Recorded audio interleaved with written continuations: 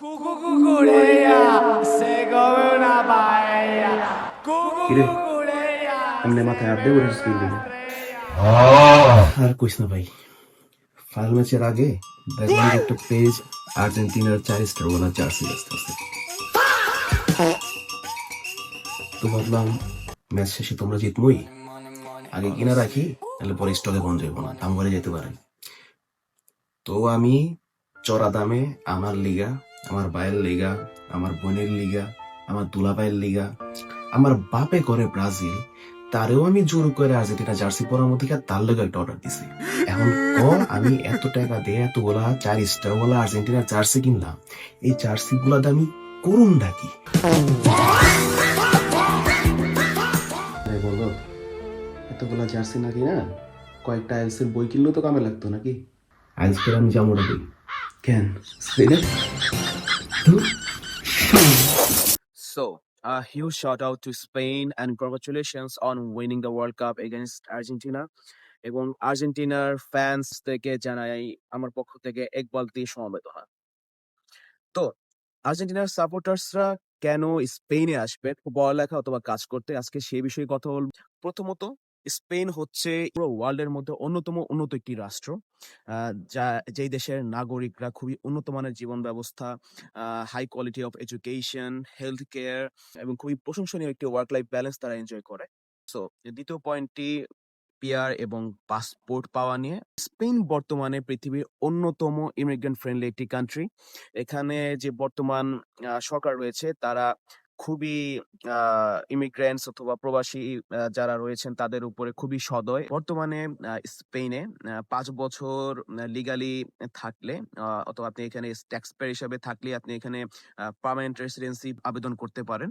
So আপনি যদি ইউরোপে সেটেল হতে চান, স্পেন এখন খুবই ভালো এবং one of the best countries you can ever come two.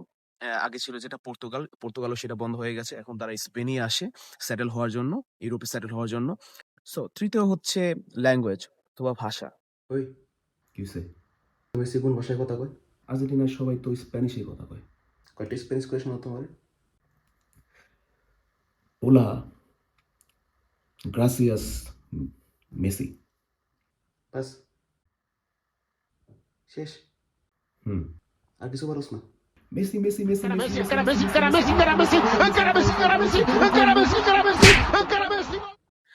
So আপনারা অলরেডি জানেন যে স্পেন এবং আর্জেন্টিনার দুইটা কান্ট্রিতেই স্প্যানিশ ভাষায় তারা কথা বলে। সো আপনারা যারা মেসি এবং আর্জেন্টিনার ফ্যান রয়েছেন তারা অবশ্যই স্পেনে এসে যদি স্প্যানিশটা শিখে ফেলেন অথবা স্প্যানিশের সাথে ইন্টিগ্রেট হয়ে যান, তাহলে আপনি শুধু স্পেনই না, পুরো লাতিন আমেরিকা অথবা পৃথিবীর আরো অনেকগুলা কান্ট্রি যেখানে স্প্যানিশ ভাষাটা খুবই বহুল প্রচলিত, আপনি সেখানে গিয়েও ফিউচার ক্যারিয়ারও করতে পারেন। সো ফোর্থ হচ্ছে ওয়েদার। সো স্পেন ইউরোপের এমন একটি কান্ট্রি যেখানে আপনি বাংলাদেশ থেকে আসলে খুব সহজেই মানিয়ে নিতে পারবেন, কারণ এখানকার ওয়েদারটা খুব বেশি হার্শ না। এটা ইউরোপের অন্য সব কান্ট্রির মতো কনকনে শীত অথবা পৃথিবীর আরেক পাশের দেশগুলোর মতো খুবই অতিরিক্ত গরম নয়। সো 5 নম্বর হচ্ছে ফুটবল। এবার আসল কথায় আসা যাক। আপনারা যারা রাত জেগে স্প্যানিশ লা লিগা দেখেন, তাদের জন্য বার্সেলোনা, রিয়াল মাদ্রিদ, সেভিয়া, ভ্যালেন্সিয়া এগুলা স্পেনের খুবই বিখ্যাত কিছু শহরের নামের আদলে গঠিত হয়েছে। এবং আপনারা যারা আর্জেন্টিনার মেসি ভক্ত, তারা স্পেনে এসে ফেভারিট দল বার্সেলোনা তাদের খেলা দেখতে পারেন এবং তাদেরকে সাপোর্ট জানাতে পারেন। 6th পয়েন্ট হচ্ছে লাইফস্টাইল। আগেই বলেছি স্পেন খুবই উন্নত একটি রাষ্ট্র।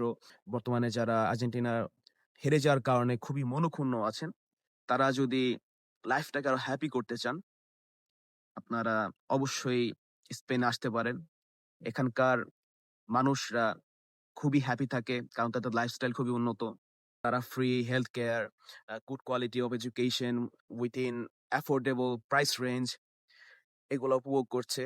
সো লাইফস্টাইল অথবা আপনি একটি উন্নত জীবন পেতে হলেও, আপনার যদি উন্নত লাইফস্টাইল লিড করার ইচ্ছা থাকে, তার জন্য হলেও আপনাকে স্পেনে আসতে হবে যারা আর্জেন্টিনার সাপোর্টার্সরা আছেন।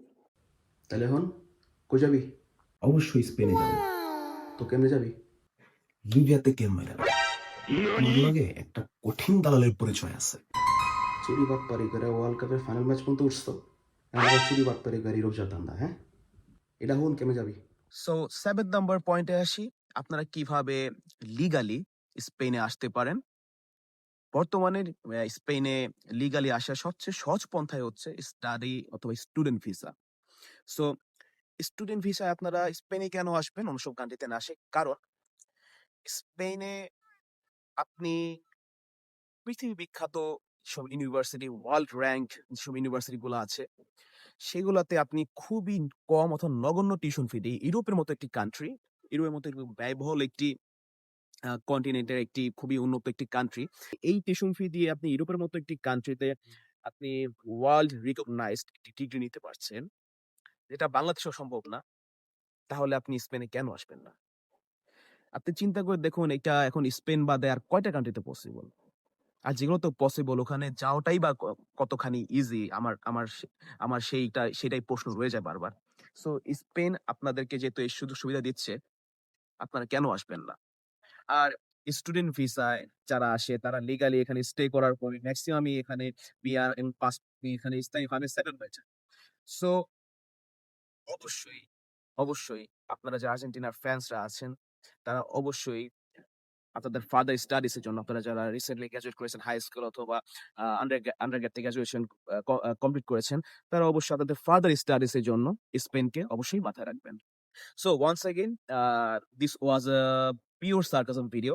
এই ভিডিওর দ্বারা কাউকেই হেয় প্রতিপন্ন করা অথবা কাউকে ছোট করার উদ্দেশ্য ছিল না। Brazil supporters, Argentina supporters, both are my brothers, my friends.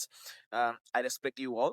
আপনারা যারা ইউরোপের বিভিন্ন কান্ট্রি অথবা পৃথিবীর নানা উন্নত দেশে কিভাবে যেতে পারেন, কিভাবে ওখানে পড়ালেখা করতে পারেন, কিভাবে ওখানে সেটেল হতে পারেন, এই সম্পর্কিত নানান যাবতীয় তথ্য এবং আপডেট পেতে চান, তারা অবশ্যই শেয়ার করে দেবেন আপনার বন্ধু এবং ফ্যামিলির সাথে, এবং like, comment, share, follow subscribe.